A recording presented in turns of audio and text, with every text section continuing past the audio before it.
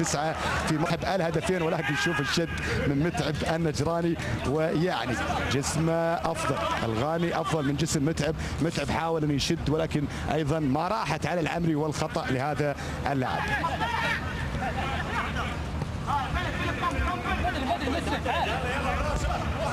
كرة تلعب من الدويسان ليحيى الكعبي مرة أخرى، كرة ما بينه وبين وصل الذويبي تقطع من اليامي، تعود للنجراني، من النجراني مرة أخرى لبندر مساعد في الطرف الأيسر، كرة ما بينه وبين جعفري متناقلة، مثلثات قصيرة ما بين محاولة ارتكاز صعب العبد الله والجعفري، وأيضا علاوة على الباك الأيسر اللي هو بندر مساعد، ولكن هو تغيير اللعب أقصى اليسار، ولكن كرة تخرج، تعود رمية تماس لنجران. رمية تماس لنجران، كرة تلعب بشكل سريع من ماجد محمد، ولكن هنا العودة من المدافع، وأيضا رمية جانبية في نفس المكان لمارد الجنوب. هنا يحيى الكعبي القادم من الوطني وسبق أن مثل الهلال، والآن نجده في الشعلة. هنا المحاولة تعود في الدائرة تماما، والرأسية من الجعفري جهة الطرف الأيسر، والبحث فيها عن اليامي، ولكن في النهاية الكرة تعود هنا مرة أخرى لعياش، متناقلة ما بينه وبين ذويبي، ممكن هدف أول من مسفر البيشي، ولكن شوف البيشي طولها رجعها للطير، التسديدة وين؟ لا لا لا لا لا لا، كان بالامكان افضل مما كان يا مسفر يا بيشي في البدايه. شوف لا وجود لحاله تسلل كنترول، طالت عدت عليه، عمل العكسيه مره اخرى، هي الاخرى ترويض من الطير، التجهيز للخلف تجهيز، ولكن لفتاي، وفتاي بكل قوه، والقوه تحضر بدون ما يحضر التركيز، والكره الى خارج ارض الملعب. يهدد الشعلة يهدد، والشعلة يبحث عن تقليص قبل التعادل، ومن ثم البحث عن فوز. هنا المطالبة بخطأ، لا وجود لخطأ، استمرارية لأحمد عياش، رمي التماس لنجران عند بندر مساعد.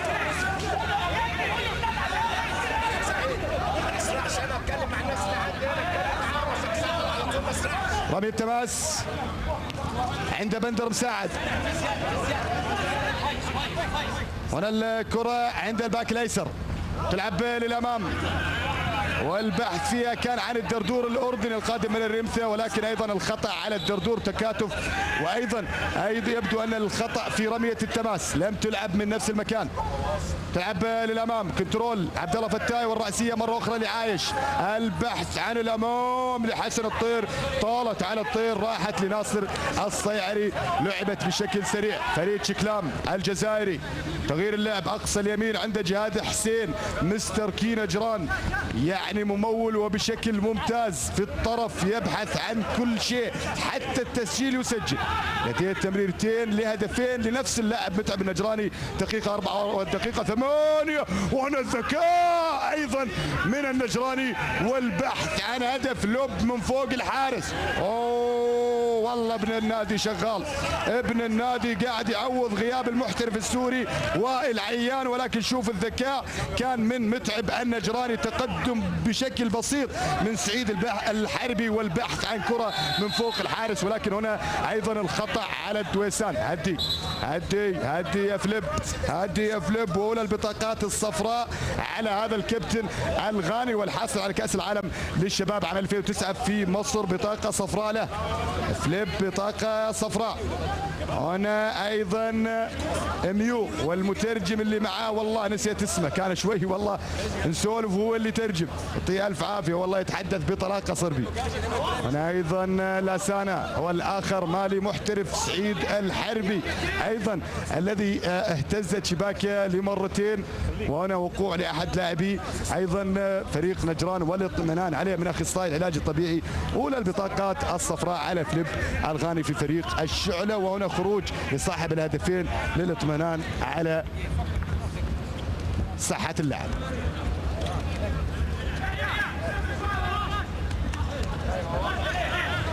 كرة للامام، ستلعب من العبد الله، وبالفعل صاحب للامام والبحث فيها عن جهاد، ولكن الكرة طالت عادت للسانة. انا متعب النجراني يطلب الدخول، الف سلامة له، وبالفعل يواصل اللعب ويواصل الركض مع زملائه.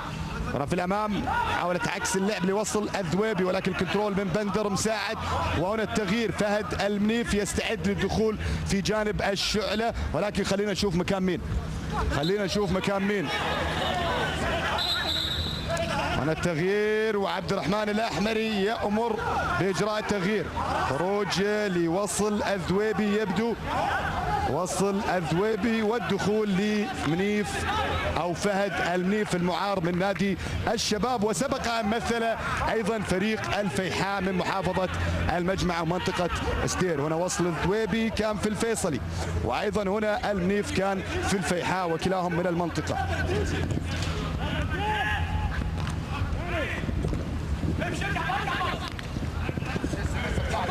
هنا الكرة تعود مرة أخرى عند اللي هو فتاي البحريني، مرور في الطرف الأيمن. يبدو أن الشعلة أخطر في الشوط الثاني، تحرك أكثر، بحث عن مرمى أيضا السيعري أكثر، ولكن في كان كرة وحيدة لمتعب النجراني بحث فيها عن أيضا هدف ثالث وهاتريك هذا اللاعب الصغير. ولكن هنا الشعلة يعني بادية صح في الشوط الثاني. الكرة عادت للقرني، التجهيز مرة أخرى لفليب، والكرة متداولة ما بين القرني ولسانة، ولكن أيضا الضغط على حامل الكرة بلاعبين. عودة لجهاد، كونتر اتاك اسرع، كونتر اتاك سريع وسريع جدا، ولكن هنا ايضا العوده لفليب والتسليم للسانة. مرة أخرى للمنيف، والخطأ الأول لهذا اللاعب على المحترف الجزائري فريد شكلام. شوف محمد صلاح، وركز لي يا فريدي على محمد صلاح. محمد صلاح مو على بعضه من الشوط الأول، ما جلس يا جماعة أبدا، ولكن هناك في الطرف وفي النقيض هناك الصربي اللي هو دراج يعني مريح، ابتسامات قاعد يوزعها، جايب هدفين وقايل لك اليوم بغير أموري كلها، وبالفعل قول وفعل. يعني قال اليوم حنفوز بعد ما سولفت اياه شوي واخذت تشكيله وبعض الأمور الفنية عنه والامور الشخصيه ما قصر والله، اعطانا يعني بعض المعلومات عنه وعن الفرق اللي لعب فيها. ولكن هنا التصادم الاخير ايضا ما بين احد لاعبين الفريقين، والوقوع ايضا لقلب الدفاع يبدو في فريق نجران. قلب الدفاع في فريق نجران، خلينا نشوف منه.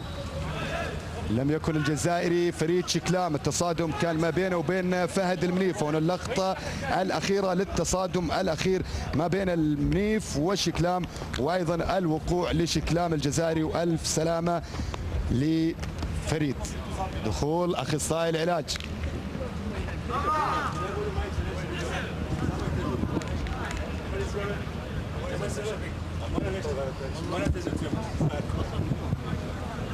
هنا اخصائي العلاج، وهنا الاطمئنان على هذا اللاعب. تصادم يبدو بالرؤوس. عفوا، خروج ايضا لفريد شكلام يبدو، لا والله ماجد محمد. خروج لماجد محمد والخطا ورميه التماس للشعله بعد كرة أخيرة استخلصت، كانت ضربة زاوية أو كانت عرضية لنجران. كرة تلعب بشكل قصير متناقلة، ولكن في النهاية الكرة عند صاحب العبد الله، ومن صاحب اليامي طلب الكرة في المنتصف تماما من جهاد، ولكن الضغط عليه مرة أخرى، والكرة تعود عند الطير. دوران واحد واثنين، هذه تتسدد ممكن، ولكن هذه التسديدة الثالثة تقريبا أو التسديدة الرابعة، والكل ذابت خارج أرض الملعب. القوة تحضر، القوة دائما تحضر، ولكن التركيز يغيب، التركيز يغيب. شوف مرور من الطير، واحد واثنين، الكرة راحت عند فتاي سددها، ولكن التسديدة كانت بعيدة وبعيدة جدا. مطالبة بركلة زاوية، لا وجود إلا لضربة مرمى عند الصيعري. هنا فتاي نيجيري الأصل، لديه أيضا جنسية بحرينية. كرة في المنتصف عند لاسانة، والرأسية من لاسانة إلى فتاي، رأسية أخرى، كنترول من القرني والتمرير للأمام، محاولة البحث عن فهد المنيف القادم في الشوط الثاني، القادم عوضا عن وصل الذويبي، ولكن المنيف حتى الآن لم يستلم أي كرة لسه. أمام دقيقتين لعيب في الشباب معار للشعلة، سبق مثل الفيحاء من محافظة أيضا المجمع. هنا المرور جات الطرف الأيمن من عياش، ولكن أيضا الكرة تستخلص من بندر مساعد، تعود جانبية وبشكل سريع. جاد حسين، شوف الكرة ارتطمت في عياش، منتصف الملعب اليامي، حالة المرور من حمد الربيعي والتمرير جاءت الدردور، ولكن ايضا الكرة عادت الى فليب، ومن فليب الى الحارس سعيد الحربي. اللعب بالنار في الخلف، متداولة قصيرة ما بين فليب ولسانة وعياش. هنا الكرة عند فتاي، ممكن تلعب للأمام، وبالفعل الكرة للأمام والبحث فيها عن حسن الطير، ولكن الكرة أيضا استخلصت من نجران، عادت رأسية من فليب. كنترول بندر مساعد، حاولت المرور من بندر والتمرير في الدائرة تماما. 1 و2 خذوهات ما بين النجراني واليامي، والخطأ للنجراني.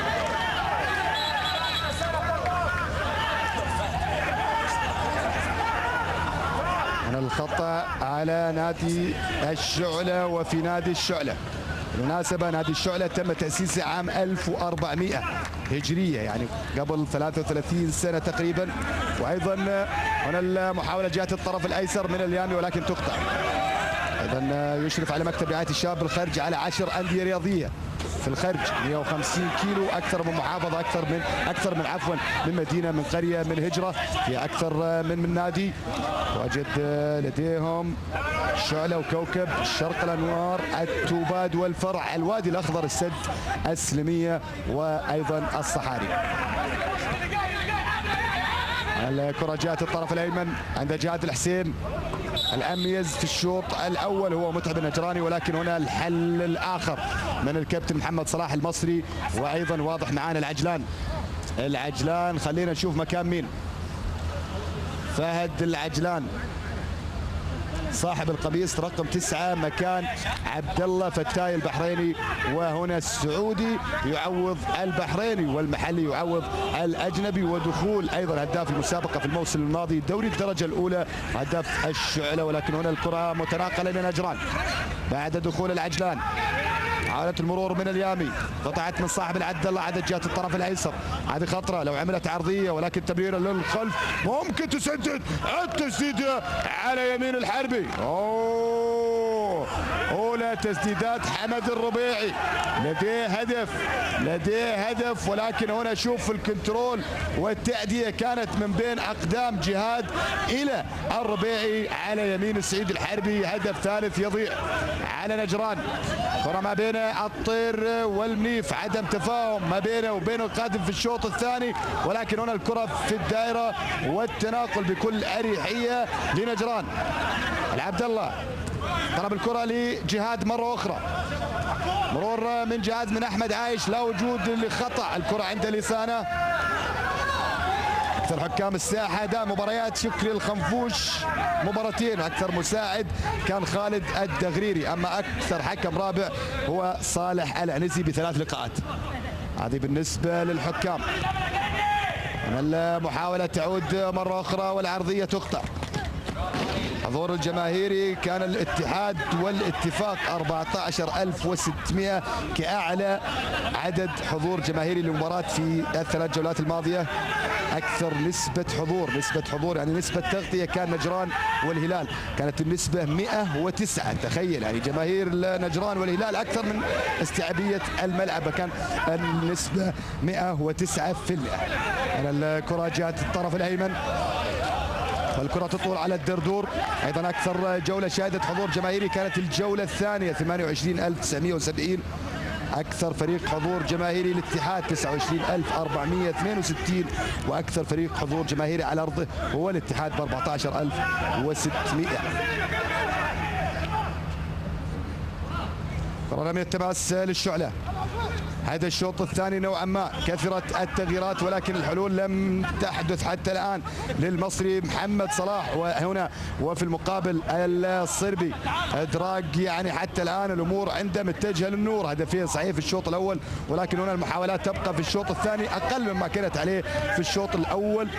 لكن الشعلة يحس بالخطورة، الشعلة يبحث عن هدف تقليص قبل التعادل، ومن ثم البحث عن فوز. هنا الكرة تقطع من أحمد عايش، حاولت المرور ولكن الضغط عليه متعب النجراني، والدفع من النجراني على أحمد عايش، والخطأ لعايش. الخطأ الأخير ما بين النجراني وأحمد عايش، المهاجم والباك الأيمن. المحاولة كانت والعودة من متعب والدفع والخطأ للنجراني. تلعب للأمام، المحاولة والكنترول هذه خطيرة، ممكن تعمل عرضية وبالفعل عرضية طالت عادت جاءت الطرف الأيمن، هل تعود بعرضية أخرى؟ بالفعل عرضية، محاولة الرأسية، كنترول من المغربي والخطأ في موقع مميز، خطأ في موقع مميز وعلى الكابيتانو اللي هو صعب